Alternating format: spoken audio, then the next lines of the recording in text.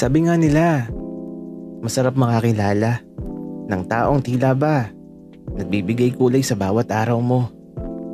Isang taong mananabik at kakabahan ka habang nakatitig sa kanyang mga mata. Isang taong makakasabay mo sa paglalakad ng marahan. Isang taong di ka bibitiwan. Isang taong sagot sa iyong kahilingan.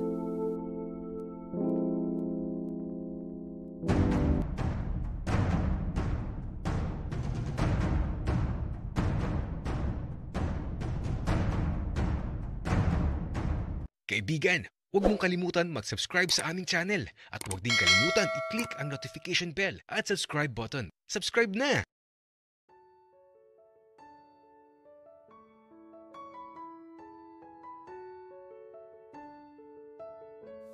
Nasaan na ba yung kapatid ko? Kanina pa ako naghihintay sa kanya.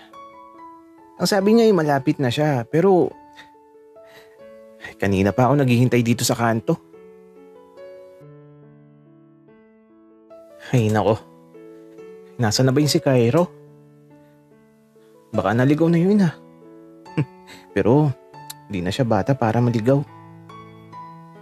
Nasaan na ba yung kapatid ko? Sabik na kasi ako makita siya. 15 taon na din kasi nung nakalipas nang maghiwalay si mama at papa. Isinama siya ni mama. Ako naman, nagpaiwan kay papa kasi walang makakasama si papa kung pati ako sasama kay mama. Si mama naman kasi napakabata pa ng mga panahon na yun. Tapos galing sa mayamang pamilya. Kaya nung hirap na siya sa buhay namin dati. Mas ginusto na lang niya na iwanan si papa. Mahirap lang kasi si papa. Magsasaka, nagtatanim lang sa bukid ng mga kamoting kahoy. Pero gwapo. Sa kanya nga ako nagmana. Pero, nasaan na kaya talaga yung kapatid ko? 4 na taon lang siya nung umalis siya. Ngayon, 19 na siya. Kaya nga nasasabik ako na makita siya Tapos, isasama ko siya sa paglalaro ng basketball.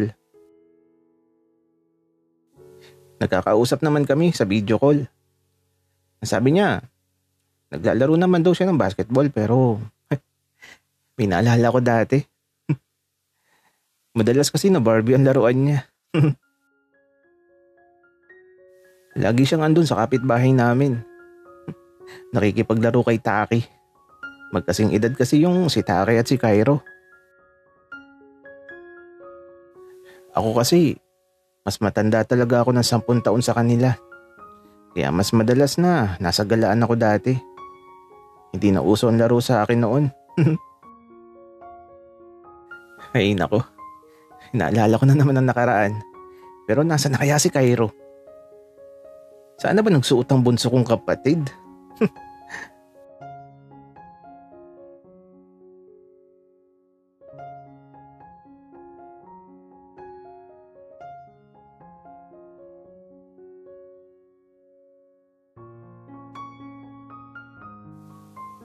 Nasa kaya si Kuya Elias? Wala kasing tao sa bahay nila. Magpapasama sana ako dun sa bahay ng tropa niya. Doon kasi nakatira yung crush ko na kapatid ng tropa niya.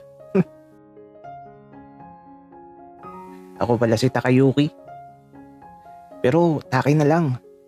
Pero nasaan na ba si Kuya Elias? Gusto ko kasi talagang maging GF yung kapatid ng tropa niya.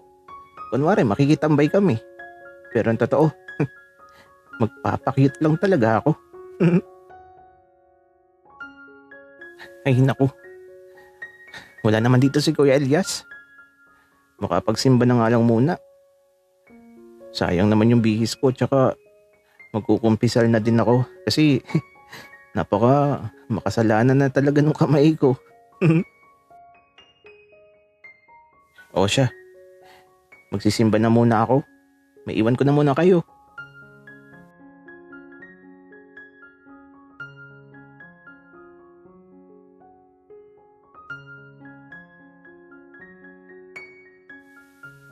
Uy, gising. Uy, bawal matulog dito.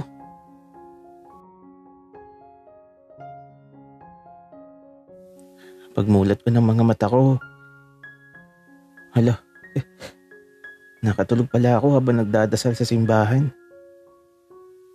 Nakahiga na nga ako sa upuan at isang lalaki ang gumising sa akin. Singkit siya na maputi. Tapos, nakangiti lang siya habang nakatingin sa akin. Tsaka, parang nakita ko na siya dati. Hindi ko lang maalala kung saan. Pero, parang nakita na kami dati. Buti naman at nagising ka na. Bawal matulog dyan. Pasensya na pare. Pagod ako sa biyahe. Sige, mauna na ako. Salamat. Wika ako. Walang naman pare. Wika naman niya. Sabay ng matatamis ng ngiti. Sa mga ngiting nambutawi sa kanyang labi. Ewan ko ba, pero habang nakatingin ako sa kanya, bakit parang bumagal ang bawat sandali? Parang tumigil ang mundo ko. Sobrang cute niya. Tapos, nawala na yung kanyang mga mata. Singkit kasi. Uy, pre. Okay ka lang? Natulala ka na? Oo pre, okay lang ako. Sige, mauna na ako. Wika ako sabay talikod. At habang naglalakad ako papalabas na simbahan, lumingon ulit ako. Ito ba? Nakita ko siyang nakatingin pa din sa akin tapos ngumiti na naman. Ang cute eh. Pero kalma lang dapat. Kaya ngumiti na lang din ako. Tapos ito, uuwi na ako. At yung Kuya Elias ko kanina pang tawag ng tawag. Di ko naman nasagot. Tulog ako Pero sino kaya yung tao na yun na gumising sa akin? Para kasing nagkita na kami dati. Kasi naman, bakit ba naghiwalay pa sila papa at mama? Kaya ito, wala tuloy akong kakilala sa lugar na to. Maliban kay kuya at kay papa. At aba, si Kuya Elias ba yun? Nakatayo siya dun sa kanto. Nagtatago sa lilim ng isang malaking puno. Kaya naman, ito, nang makalapit ako parang natulala si kuya nung makita niya ako. Hindi nakapagsalita at niyakap lang ako ng napakahigpit. Kuya, teka, nasasakal ako.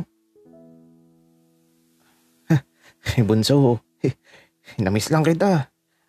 Bakit ang tagal mo? Kuya Elias, nakatulog kasi ako sa simbahan. Pasensya na. Bunso, okay lang. Ang mahalaga, nakarating ka na. Tara na. Umuwi na tayo at kumain. Opo, kuya. Tara na po. Wika ako naman. At ito, nagsimula na kami maglakad pa uwi sa bahay namin. Di na ako pamilyar sa lahat na nakikita ko. Pero mas mahalaga, nakabalik na ako. At gusto ko nang maging malaya. Kasi naman, napakahigpit dun sa bahay ni mama. Sunod-sunuran talaga ako. Hindi na ako babalik dun. Ang higpit kasi na lolo at lola. Kasi nung kasing edad ko daw sila, dapat daw nakaluhod na ako sa altar bago mag 6 p.m. Ay naku, tapos ang daming bawal. Kaya naman masaya ako na nakalaya na ako. At saka yung singkit kanina, di ko makalimutan. Sino kaya yun?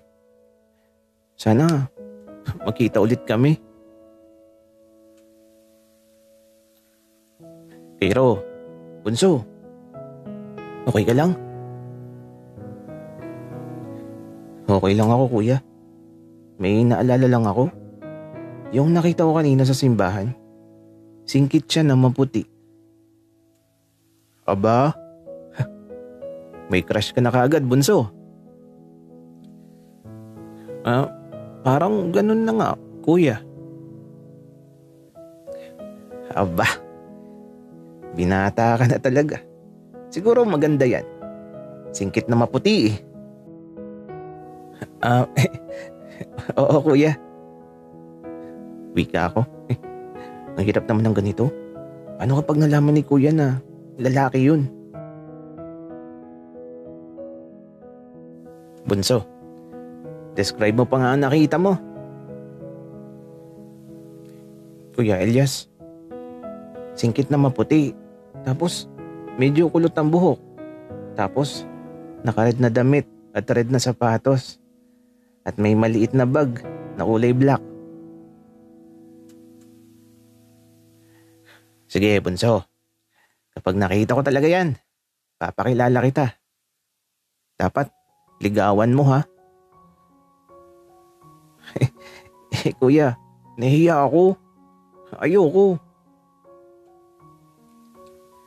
Bunso, akong bahala. Basta magtiwala ka sa kuya mo. Wika ng kuya ko. Ay nako. Kung sa bagay, di alam ni kuya na nagkakagusto din talaga ako sa lalaki.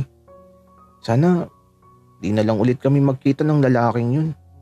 Kasi baka mamaya magalit pa si kuya kapag nalaman na. Lambutin pala ako. Oo, walang magsusumbong ah. Atin-atin lang yun.